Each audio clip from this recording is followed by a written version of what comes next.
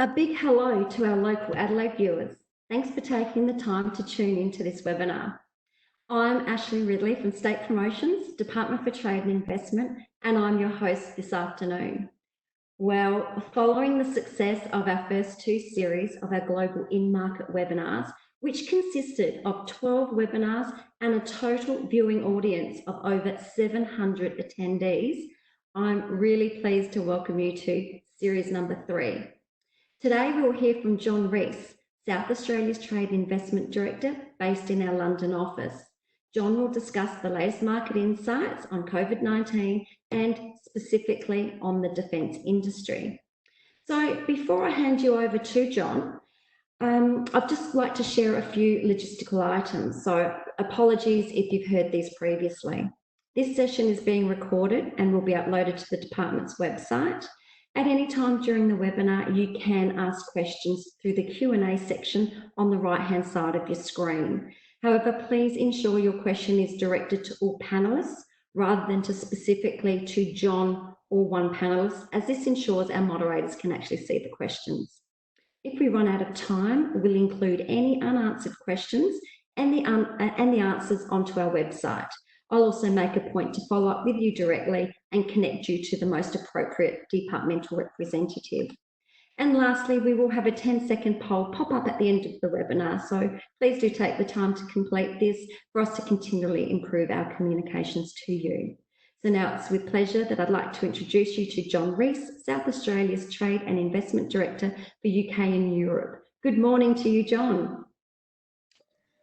Good afternoon, Ashley, and thanks very much for that introduction. Thank you very much to all concerned who have dialed in for this presentation. As Ashley said, my remit is actually working in the defence sector, but I'll try to give a few indications on what's happening more generally before I get into the bulk of the presentation. Now, I work in the Office of the Agent General, which is based in Australia House in London. It was actually set up in 1856, and our remit includes trade investment to and from the UK and the European Union. We've got a team of 6 people. Ben, if you do the next slide, please. There are one or two more there because the 6 people are the actual client-facing team. We're led by Bill Muirhead, who is our Agent General, and he's been in post for 12 years. I'm the Director of Trade and Investment with responsibility for the defence sector. My own personal background is in market research, brand management and sales. And prior to working for the South Australian government, I worked for the Welsh government, the last 12 years of which I spent working in Paris with the responsibility for attracting inward investment from France into Wales. As a result, well, actually, I've got a degree from French Business School. I've spent sort of some 15 years in France, so I'm fluent in French. I've got a fantastic network out there, so if you are looking at France in particular, then the OAG is very well placed for helping you out in that market. My current role is working with the supply chains of BAE Naval Group, facilitating investment, but primarily looking for partners for French companies and British companies in South Australia so they can actually work together to provide product to the Hunter and the Attack programs. Now, last night it was announced that the UK was officially, or rather had, the largest number of COVID-related deaths in Europe. This is an appalling tragedy for the UK. But of course, with 29,427 deaths, we're barely 100 more than Italy with 29,315. Spain has suffered equally with 25,613. And the US, of course, leads everybody with the figure of 71,078 deaths. I won't mention the number of infections. It's not much use really because a lot of countries use different methods of testing. So the figure's not comparative. It's simply that figure of the deaths, which is the most eye-catching and unfortunate. Overall, supply chain disruption has initially emanated with a great deal of countries from China, but the EU has followed fairly quickly after that as COVID took hold. This was partially mitigated by companies building up stocks pre the Chinese New Year and pre-Brexit, and there are reports of supplies from China coming back online. So you could say the end is in sight, but it's a long way. I've got further stats a bit later on, but there's nothing that we can get carried away with, unfortunately. Demand for UK products, particularly in Asia, fell sharply initially. Of course, throughout the EU, and now the UK, this is also taking hold. Key sectors hit in the UK are no different to elsewhere in the world. Travel, tourism, and hospitality have been hit the hardest.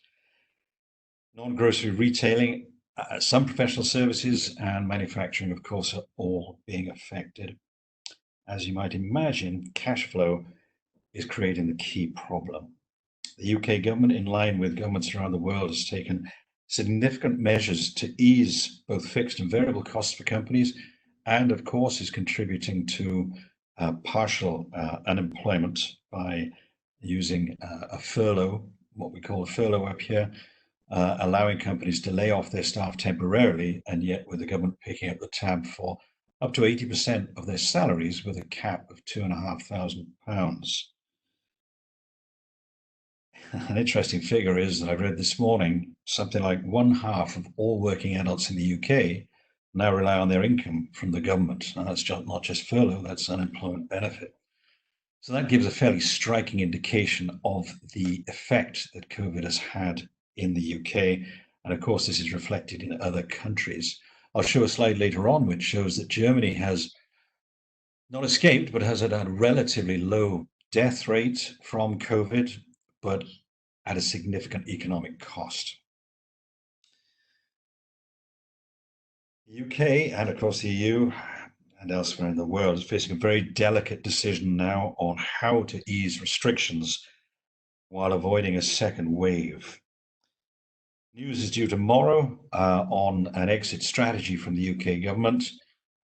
It's going to be interesting to see which sectors they're going to necessarily prioritise. I can't actually comment on that. I don't have any inside information on that, I'm afraid. I'll be talking about the UK and French markets a bit later on, but just to touch on the effect COVID is having on the aerospace and defence sectors in Europe. Well, in common with the rest of the world, COVID-19 has played havoc with air travel in Europe. Ben, if you could hold on moving those for a moment, please. In common with the rest of the world, as I say, fleets are grounded, airports are closed, air travel is virtually non-existent. The International Civil Aviation Authority predicts a loss to the industry of up to $135 billion just for the first 6 months of 2020. Airbus and Boeing have temporarily suspended all civil aircraft production. Business travel at a standstill, white-collar workers are working from home where practical. Interestingly, all's not doom and gloom. One of South Australia's key aerospace companies, which has got a presence in the UK offering consultancy to the civil and defence aviation industry, is benefiting. Previously, hours spent travelling to customers throughout the UK, and particularly up to Norway, were hours that couldn't be billed. Now these hours are being billed as they're spent in front of computer screens. Companies also benefiting from the UK government reducing the time for payment from its traditional 40 days plus down to virtually immediately upon receipt of invoice. So there are companies which are not suffering as badly as others, I think it'd be easiest to say. Companies deemed critical in the defence industry are being required to work by governments and in turn by primes. Terrorists are still out there, fleets need to be maintained, aircraft kept in the air, overseas operations functional. By and large, the primes in the defence industry are getting by, although many of them have furloughed large numbers of staff, with essential white-collar employees either working from home or socially distanced in the office. On the shop floor, split shifts and distancing methods are also being used to keep the wheels turning. It's no secret that most major primes, such as Rolls-Royce, Leonardo, BAE, have significantly reduced or suspended non-essential activity. Now, with COVID restrictions and workforce depletions due to self-isolation, all the slack in the system, and that includes the stocks that have been built up, is being taken up, and pressure on companies lower down the supply chain, particularly the SMEs, is beginning to build. Primes and major manufacturers are auditing their supply chains to identify weak links and help them where possible. But of course, further on down the supply chain, companies are starting to suffer, particularly those supplying primes which have cut activity and where their turnover is too closely dependent on one particular customer. For other companies, as current orders are fulfilled and new orders delayed, the industry slowdown will impact on turnover and on the ability to pay the bills. Business generation is also taking a hit, with exhibitions such as UDT, Eurosatori, and the Farnborough Air Show either cancelled or postponed. Now, reading this for the nth time, there's quite a lot of doom and gloom, but it's important to understand that this COVID pandemic will be over and there will be opportunities, and I hope to identify one or two of those for you as I go forward. On the UK market updates, there does seem to be light at the end of the tunnel in most parts of Europe, as infection rates appear to have peaked. You can see from the graphs on the table there that on a 7-day moving average, Italy, the UK, Spain, and France appear to be past the worst. But there is a general reluctance to open up economies too quickly for fear of a resurgence of the pandemic and the subsequent catastrophic effects that would have. The UK, again, in common with other countries, has got this decision coming up on how to reopen the economy. But in the UK in particular, the government appears to have done almost too good a job. Whereas the need is becoming more pressing to open up the economy to reduce government expenditure, the population, latest surveys appear to show, is actually reluctant to get out of the house, let alone go back to work. So this is going to be a long process getting economies restarted. The four of Europe's economies which have been hardest hit and yet have this downward trend, these have the largest GDPs and as a consequence, the largest defense budgets, Germany accepted.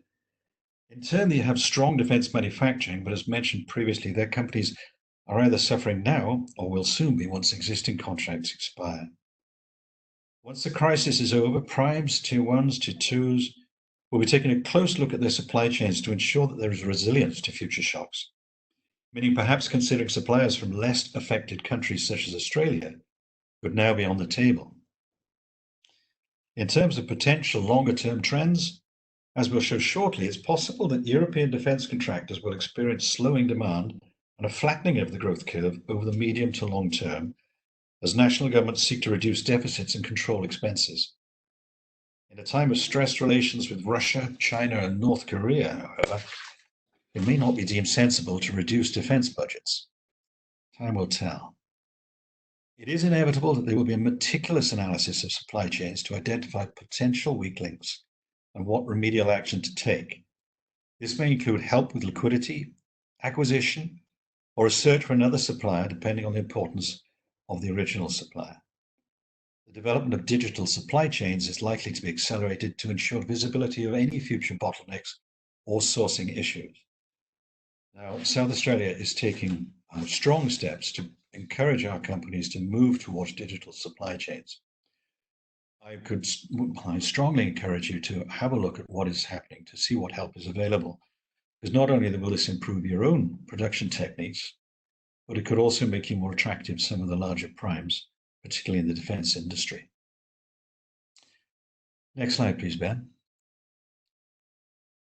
Before I go into the UK and the French markets in particular, I took this slide from the NATO website, which I found particularly interesting. Pretty much all of the countries there are increasing their defense spend. Now, this may have something to do with encouragement, in inverted commas, from Donald Trump, but it may also be related to increasing uneasiness about Russian, Chinese, and North Korean ambitions. Note particularly the major increases in spending by Latvia, Lithuania, Romania, and Bulgaria. Latvia and Lithuania, remember, up in the Baltics, so subject to a little concern about what Russia is doing up there. Romania and Bulgaria are on the Black Sea near the Crimea. So it can be quite easily assumed that they're feeling a little bit nervous about their neighbors as well. France and the UK is relatively stable. The US is slightly down. Next slide, please, Ben. Now, this particular graph shows equipment expenditure as a share of defense expenditure, so perhaps it's a little bit more relevant. If we look again at Latvia, Lithuania, Romania, and above all Bulgaria on the extreme left, these are relatively small countries, but noticing the percentage of their defense expenditure, which is going on equipment rather than on perhaps salaries or operating costs, there may well be opportunities in these countries in particular. We've done a bit of initial analysis, and it looks as if this money is mainly being used to modernize and upgrade existing equipment and infrastructure. As a lot of these companies, particularly Bulgaria and Romania, have sourced quite a lot of their defense equipment from Russia, it may be that they're converting to more European Union weaponry, so to make sure they have access to any of the ordnance which they may require, which they might not otherwise get if they're facing up to Russia. Bulgaria has just invested, in fact, in a fleet of F-16s. Now, that'll account for a large chunk of their budget, but these will still need to be kept in the air, so maintenance, etc., and that'll require skills and a certain number of components. Denmark, Italy, Spain, the Netherlands, Norway, Turkey, and the Slovak Republic have also significantly increased their expenditure share on equipment. So overall budgets are rising, equipment share is also rising strongly. This does suggest that there are opportunities. Again, the UK and France are relatively stable, and it's this stability and maturity, together, of course, with the Hunter contract and the attack submarine contract, which means that our current focus is on the UK and France. Next slide, please, Ben. The UK has got the largest budget for defence in the UK, in the European Union. Now, this is the largest budget, reflects our government's efforts to maintain a major role on the global stage, and of course, its NATO commitment of maintaining defence spending at 2% of GDP. Now, that third point there, the market is open to foreign suppliers with just a few areas of capability earmarked as sovereign capability and reserved for UK companies is very important. The actual baseline of supply into the UK market is from foreign companies. A lot of product obviously comes from UK companies, but there is no obligation, if you're supplying the UK defence market, to have a presence in the UK. Since January 2013, the government's procurement aspirations have been outlined in the Annual Defence Equipment Plan. There's a rolling 10-year programme of equipment procurement and support. The latest iteration was published in January 2018 and outlines equipment and support spending of some £186 billion up until 2026. There is due to be a review in December of this year, although there's some pressure to push that back to take into account of the COVID effect. A couple of stats on where that money is going. In naval, the UK government is spending £20 billion on surface ships, including 2 Queen Elizabeth aircraft carriers and the Type 26 Global Combat Ship. There's another £44 billion earmarked for submarines, with 7 Astute-class attack submarines and a replacement for the Vanguard-class ballistic missile submarine. Tony Martin of BAE, from their Global Access Programme, tells me that they're currently talking to one South Australian company about work on the Queen Elizabeth aircraft carriers and to 2 on submarine-related opportunities. So these are very much areas of interest which you should be considering if you're looking at the UK. Air, well, we spent £18 billion on combat air power, including F-35s, Typhoon fast jet weapon systems integration, unmanned air vehicles, and military flight training. There's a further £17.6 billion on air support and £10.3 billion on helicopters. And on land, there's just over £20 billion set aside for a range of land equipment, including the Warrior Sustainment Programme and the Challenger tanks. Next slide, please, please, Ben. This is an interesting slide insofar as it shows 3 potential scenarios. The light green line shows spending if it were to continue as it was scheduled to do pre-COVID. The purple line is if we continue with our current GDP percentage. And then the lower line is if an austerity program is implemented. So based on that, it may be that there will be a significant reduction in UK defence spending. We won't know that now until a defence review actually has taken place. For BAE Systems, about a quarter of their 34,000 UK-based staff, mostly in manufacturing roles, are still on site. And this figure is set to rise in the coming weeks. The Ministry of Defence has actually identified construction nuclear submarines and frigates as essential to national security.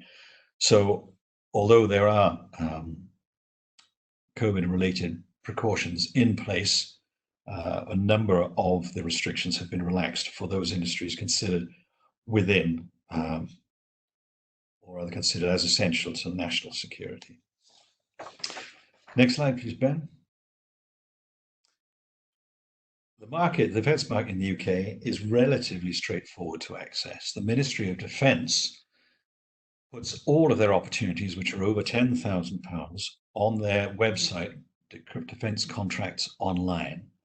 That is the website there. You have to register, which involves putting a load of information on the company, on your capabilities, on your products, and then you'll be informed of contracts as they come up. There is an organization called the Defence and Security Accelerator, which acts to identify and fund particular projects which are seen as essential for the development of innovative defence capability in the UK. Recent examples have been open tenders for next generation aviation security, innovative security for banknotes, and also innovative solutions for less lethal weapons capability. Now, the MOD also has a help desk facility. They're present at trade exhibitions across the UK and some of the international exhibitions. They host regular webinars on how to access MOD opportunities. There's a range of publications, one of which is actually on screen there. They have a Twitter channel, and they have an SME action plan, which encourages the major subcontractors to engage with innovative new suppliers, as well as to register their own opportunities on the Defence Contracts portal, which is contracts.mod.uk. This, incidentally, is free of charge. Next slide, please, Ben. In terms of indirect opportunities, something like half of the Ministry of Defence's annual spend flows through 19 of its international strategic suppliers. If you look at that slide, you can see there are French companies, Italian companies, British companies, American companies. There is no restriction, perhaps in the Far East, but China in particular, in terms of suppliers, or indeed where the products are supplied from, subject to, obviously, any sophisticated or very secure bits of kit, which are regarded as sovereign capability. I would strongly advise you to follow developments in the market, monitor announcements of upcoming major projects in the UK, contracts awarded, but also, if you look at those companies, a large number of them are already present in Australia. They may even be your customers already. It's absolutely well worth, we're talking low-hanging fruit here, talking to your contacts within those companies which you're currently supplying in Australia to identify what opportunities there may be within their groups in the UK, in France, or elsewhere in the world, to be quite honest. And you may find that your product which you're supplying into the Australian operation could be useful in other markets. So I would strongly suggest that you do your own work in terms of that and work with your current suppliers in Australia to see if there are opportunities in other countries. Don't forget, for example, as well, that BAE have got their Global Access Program. Now, they work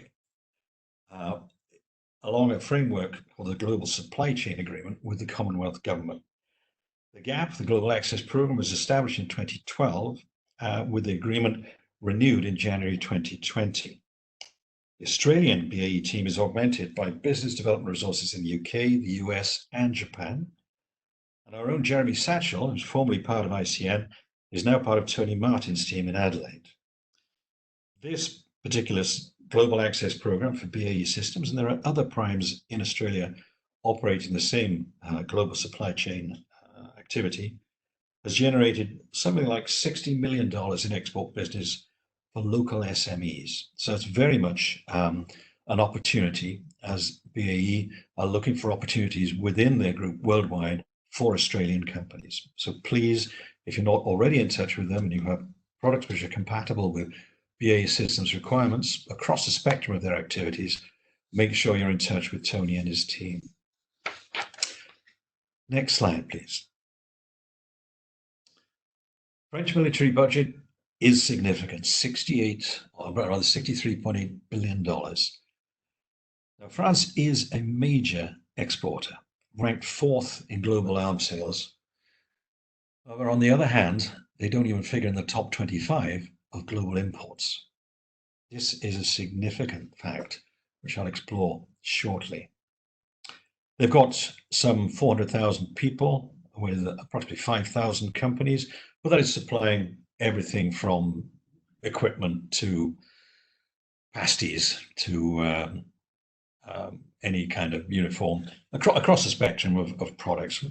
There are approximately 1,200 companies supplying outside the key primes to the French defense industry, supplying equipment.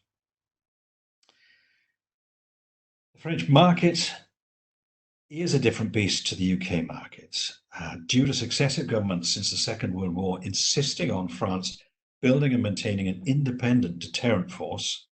A number of key industries have been developed which are dominated by French primes. In turn, these primes, some part owned by the state, although not as many as in the past, have their own established supplier base in France. Now, there are instances of the French military buying major equipment, such as Chinook helicopters from Boeing, sensor pods from BAE, Hellfire missiles from Lockheed Martin. This may be because of an inability to manufacture similar products in France, or potentially part of offset agreements. Bear in mind, Australia doesn't operate offset. Next slide, please, Ben.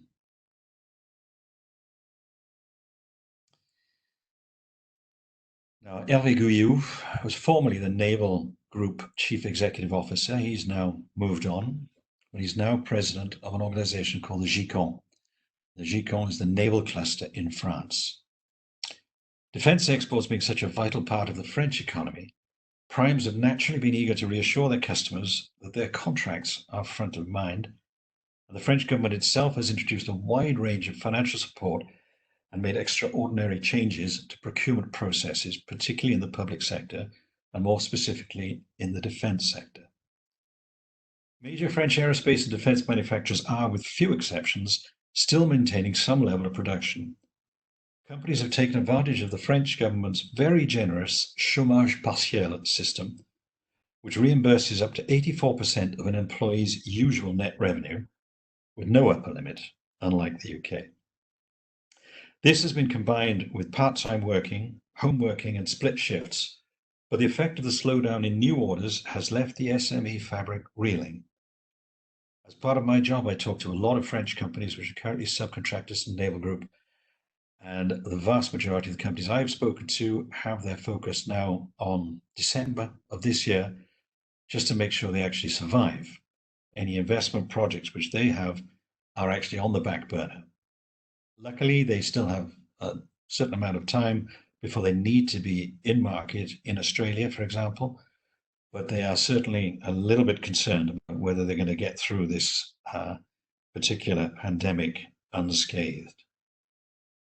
In a similar way to Australia, French authorities have moved to extend their powers to prevent foreign investors from buying businesses in strategic sectors, ranging from defense to artificial intelligence. This is in common with European Union advice to all European Union countries to protect what they consider their key sectors from potential raiders buying currently undervalued companies. Next slide, please, Ben. Now, the DGA, the Direction Générale de l'Armement, is the equivalent of the Australian CAS-G. It is through the DGA that the French Defence Ministry does all its purchases. France is typically a very difficult defence market to break into. This is due to the French government's reluctance, as I've mentioned, to source products and services from outside the country. If a bidder doesn't have a presence or a partner in France, then quite frankly, he is unlikely to win the contract. There is a central portal where companies can register, similar to the British portal. Please get in touch with me directly to learn a bit more about that, and we can discuss whether it's better to go down that route or other routes. Now, other routes, for example, there are COVID-inspired temporary modifications to defence procurement in France. These have opened up a number of possible avenues, including a greater use of open tenders for specific items. And this is very similar, in fact, to the British system. Most recent was a call for projects for innovative solutions to combat COVID-19, and that had a budget of $10 million. Now, we looked into that as a possible avenue for one of our companies in Adelaide, which makes X-ray machines, miniaturized X-ray machines. We got in touch with key people in France, in the Ministry of Defence, to determine whether, in fact, this product would be suitable for the company to actually put in a bid. And the response was, in fact, that X-ray machines are not what they're looking for. So in being able to do that, we saved that particular company a lot of time and potential expense, exploring that avenue and preparing a bid. So again, keep an eye out for these calls, talk to us, and we'll be able to determine whether or not it is worth you actually putting a bid in for them. They're coordinated by the French Innovation Agency. Where are we? Sorry about that. There we are. So yes, keep an eye out for them. France sources from other European Union countries. This is much more common now due to EU regulations, but generally speaking, the Ministry of Defence prefers to purchase either from French companies or from companies with a French presence. Now, on the screen there, the Defence Innovation Agency I've already mentioned. There's also the Defence Innovation Forum, DefInvest, and the EDF, the European Defence Fund, and these are all potential routes into the French markets. But again, there are potential restrictions and covenants which may limit their relevance to what you're able to provide. Next slide, please, Ben. Indirect opportunities is probably the best route for the majority of companies looking to sell into the French market. I mentioned the GICON earlier, which is the naval cluster. There's also the GIFAS, which is the aerospace cluster, and the GICAT, which is the land-based cluster, all within the defense market, although GIFAS also includes some aerospace, civil aerospace companies. These organizations are great sources of information for what is happening in the market and what their companies' members are doing. Defense purchasing tends to flow through 8 strategic suppliers, as well as the 1,200 smaller companies and 350 slightly larger companies involved in supplying equipment to the French market. If you look at them, they're all French. However, these are global groups, and 5 of those 8 have a current presence in Australia: Airbus, Naval Group, Thales, Safran, and MBDA. Similar for the suppliers to the British market, it is absolutely well worth you contacting these companies. You may be a current supplier, and determining whether in fact there are opportunities elsewhere in the group, elsewhere in the world. Develop relations with these. In France, and this is a kind of a personal experience, there's a lot more emphasis on what they call the relationnel, which is the feel, the actual personal contact you have. The larger companies, it has to be said, are more bottom line driven, as well as capability. But the lower down the supply chain you get, the more likely you are to get development in your relations with them if they feel that they trust you. So work on personal relationships within any French companies you're talking to. You will find that it will reap dividends. I can talk to individual companies at a later stage, if you wish, on cultural differences between Australia and France, which are incredibly important to be aware of if you're starting to enter into negotiations with French companies. Not so much with the UK, because Aussies and Brits are very, very similar, but French companies, there are certain things you need to be aware of, which will smooth the path to successful negotiations.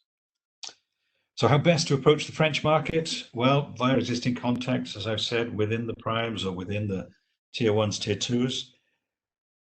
An in-market partner really would be the best option. You could do that by a joint venture, technology transfer and acquisition, distribution agreement, for example.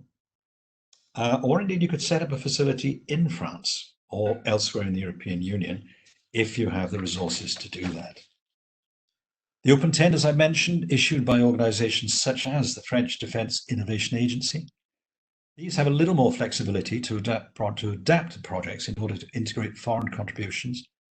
However, looking at past tenders, there have been requirements for local content from France or the European Union. There may be opportunities yet in there for you. The Office of the Agent General can facilitate contacts with the Direction Générale de l'Armement, CASG equivalent. For initial discussions, I've worked with them throughout France on a number of presentations, and I've got very good relations and links into them. Also with the defence clusters which exist throughout France and research and development organisations and universities. We can also help you with individual introductions to individual French companies, bearing in mind the comments that I've made earlier. Next slide, please, Ben.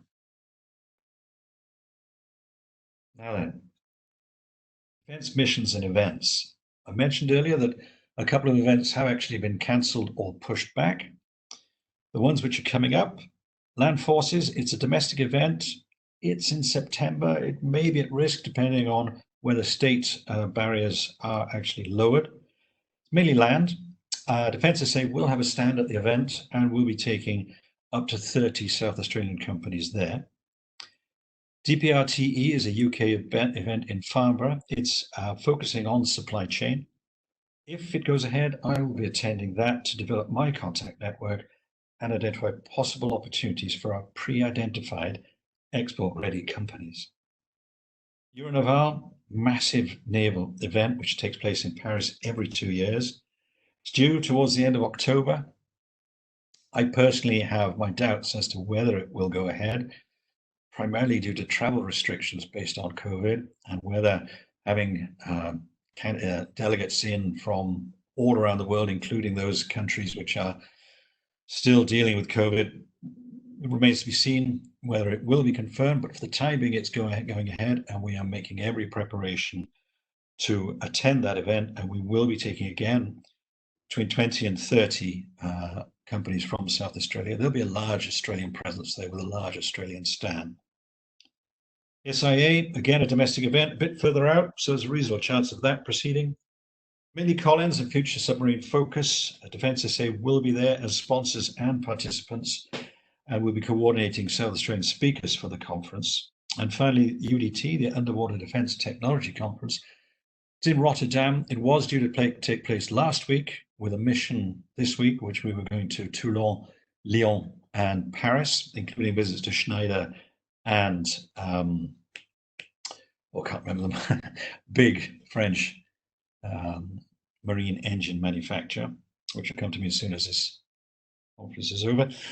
That's been pushed back now to the 8th and the 10th of December. Again, attendance at the conference, followed most likely by a mission, depending on whether Euronaval mission goes ahead. Can I encourage you, please, to keep a strong eye out for notifications from Defence SA on these missions, and if you're interested in participating, put in your EOI and then follow up with the stages as they develop. I'm looking forward to meeting you up here. I'm looking forward to hearing from you to work out which companies we can put you in touch with and to advise you on further developments as they occur. Ben, next slide, please. There is a federal defence export strategy. This again is very, very useful for exports. There are financial incentives. There is an expanded global supply chain program. There are grants. The Export Finance Corporation has something like $4 billion available in defense export finance. The list goes on. Can I encourage you to actually get onto the website, which will then give you access to that booklet you can see in the picture, the Defense Export Strategy. The defense website is defense.gov.au and then /export/export strategy. Team Defence Australia is part of this. That comprises the Centre for Defence Industry Capability, Austrade, and state and territory governments. And of course, we're an integral part of that. We work alongside Team Defence Australia, particularly for the exhibitions and salons around the world. As a part of the Defence Export Strategy, defence exports have been installed in markets around the world. We're very lucky in London to have Andy Thompson working in Austrade London office. We've got Didier Raffamandaria in the Paris office, and we've got Stefan Augustin in the Frankfurt office. I work very closely with these guys. They are absolutely top notch. And for any future projects, we will be working with them to identify the best routes to market for you. Next slide, please, Ben. How the DTI can help. Well, of course, we've got the London in-market team. Now, it's not just what I can do for you, it's it's a range of services which we can offer, which actually include hot desking in our office, which, as that photograph on the slide is Australia House in London. A number of you may have been there. The entrance you can see is the front entrance to the consulate, to the High Commission itself. Our offices are just to the rear of that building. We can offer a boardroom with teleconferencing facilities, hot desking, secure Wi-Fi. So if you're coming up and basing yourself in London for a week or 2 weeks, you can base yourself in our office free of charge. You can also use our meeting rooms, and if you want to put on any kind of presentations, you can either use our boardroom or we can hire a boardroom in Australia House, which of course has all the cachet which you might expect that to lend to any events that you might have. We can introduce you to key service suppliers such as accounting, property potentially, but legal issues, recruitment specialists. So we've got a range which we've called soft landings, which we can offer to companies interested in doing work in the UK market. Austrade have their own defence experts, as I've mentioned, and they'll be an integral part of our team when we help you out in what your intentions are. And of course, close to home within the DTI, you've got the TradeStart teams, you've got the Austrade teams, you've got also Defence SA and Georgette Elston and her team currently working on defence opportunities for exporters. There are the traditional help available, such as the Export Accelerator, the Export Market Development Grant, and the Federal Air Freight Assistance Program, which are available to whatever sector you're actually in. We've already helped a number of companies in both directions, including companies such as Matom. We've helped French company Fiva in Adelaide. We've helped on the gap opportunities, although those are primarily organized, of course, by BAE. And we've got a system called Partner Match, which works in both directions. If French or UK companies are looking for partners in Australia, we help them identify South Australian partners. And equally, if you are looking for an in-market partner, we can do the very same thing with our own network up here. Next slide, please, Ben. And this is the last but one, so it won't be too long before I'll be closing off. There are one or two summary items. Despite the usual very long cycle involved in qualifying for and then bidding for defence work, due to COVID, there may be a number of relatively immediate opportunities to work with or replace existing SMEs in global supply chains, as well as potentially responding to one or two of the open tenders which are coming out from both France and the UK. please register on the portals, engage with the primes, with BAE, with Naval Group, and stay up to date with all the announcements. In Europe, these suppliers are mostly, the suppliers to the primes are mostly in the countries hardest hit by COVID. So they will be suffering accordingly. Primes and major companies will be looking for alternative suppliers in a stable environment. Australia would certainly qualify for that. There may be some vertical integration or consolidation in the industry. The UK is the easier market to compete for business in. If you're new to exporting to Europe, then perhaps the UK would be the logical launchpad. France is a difficult market to penetrate initially, and although COVID has forced the doors open a little, especially for agile and innovative companies, the best route to market will be via existing relations with French primes. Otherwise, consider setting up a subsidiary or finding a partner. And there are teams, quite apart from what the services we offer, Business France have a team there who may well also be able to advise on what French companies are looking for partners. Fernando Alves is the contact there. He's a sterling fella who has almost an encyclopedic market knowledge of the market. Finally, Defence SA, the DTI, Austrade, and the OAG, the Office of the General Lender, are there to help out. So please don't hesitate to reach out. The last slide, Ben. Are there any questions? That was fabulous, John. Thank you so much for such an impressive and in-depth overview of the defence sector. I'm sure our attendees found it extremely beneficial. There appears to be a number of opportunities for our companies to explore. So to our local industry, get onto it, jump on board if you can. And while we've got John still online, ask away any questions you may have. It's certainly a great opportunity. So John, we do have a question. So what would be the approach to take for a company considering exporting to Europe for the very first time? So, you know, you've mentioned a range of contacts within government. What's the first step for them to take potentially? I would say that the very first step would be research. Who are your possible customers in market? What is the competition? What regulations need to be satisfied? Do you need an export license for your product? What are the distribution paths you need to consider?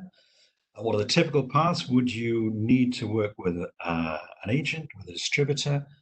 Would you like to work with a partner in market? And in fact, if you choose a partner in market who could potentially assemble your product prior to going on to the final customer, that would potentially lower your cost base in terms of any import duties that may be imposed, but also give you an in-market, what's the right word? You would be able to say that the market has, or rather the product has a UK or a French element to it, which could potentially make you more attractive than if you're selling directly from Australia. You need also to examine pricing. What are your competitors charging? Can you match or improve that price? Is your product superior, in which case perhaps you could justify being slightly more expensive? Are you export ready? If you win the contract, can you actually fulfill it? That's fundamental, because if you go to all the effort of finding a customer and getting a contract only to find that you can't fulfill it, then that customer's gone forever. I would also strongly recommend talking to our local specialists in the DTI, as I say, Georgette, but also the Trade Start teams, Austrade as well. Go to exhibitions in Australia and nearby where there are foreign exhibitors. Talk to them, because that way you may find that you have potential customers before you even actually go into the markets themselves. And then find out what missions are organized, because these are often subsidized, making the actual cost a lot lower, as well as once you get there, the organization is taken in hand, not just for your position on the stand, but also to identify companies you can talk to, as well as setting up itineraries. Missions can also be very interesting because they go to the major suppliers who are particularly interested in talking to companies who may be alternative suppliers. So there's a whole range. A lot of it is classic stuff for any new exporter, with one or two twists for defence exporters, naturally, because some of the products, again, will need additional attention to what regulations need to be respected. Wow, And of there course, are some. we're here as well to help out. Yeah. That's fantastic, John. Yeah, there's lots of factors to be taken into consideration, obviously, so that's really good to know. It sounds like companies do have the opportunity to perhaps discuss their products or services, what they have to offer with our trade start advisors in the first place, or as you keep mentioning, Georgia Elston's a good person in our department as well. Pop your details into the question box and we can follow up if you'd like that to happen. In the meantime, I'm very conscious of time. We do have another question from Colin Thomas. Have any products been identified in Europe that will be difficult to restart the manufacture of that SA could fill? I'm sure there are. Off the top of my head, I can't give you any examples. Respirators is one common product which a lot of companies have switched production to. That may be fulfilled now. Let me please, if you could perhaps let me have your details. I'll get back to you on examples of that. Yeah, so we'll have your email address there, Colin, and we can follow up with you personally. Someone from the Office of the Agent General will be in touch. So thank you for your question, Colin. So if anyone has any further questions, that would be great to send through now. Otherwise, we might wrap up. Actually, just before you do go, John, any movements in regards to Brexit that you could share? Actually, the last slide of my presentation showed a couple in front of a television screen with coronavirus update, and underneath was a text, "God, I miss Brexit." Brexit is going on in the background. Actually, a great deal of government's attention has been focused on coronavirus. It's fascinating to watch, actually, because the main Brexiteers are maintaining, and this is the government line, Brexit will go ahead. If there is no agreement by the 31st of December, we will leave on World Trade Organization terms. It's difficult to understand how such a complex negotiation could be undertaken in such a truncated amount of time. I think there's probably a little bit of brinkmanship going on here, but it will be difficult for the government to ease off on Brexit without losing face. So definitely one to follow.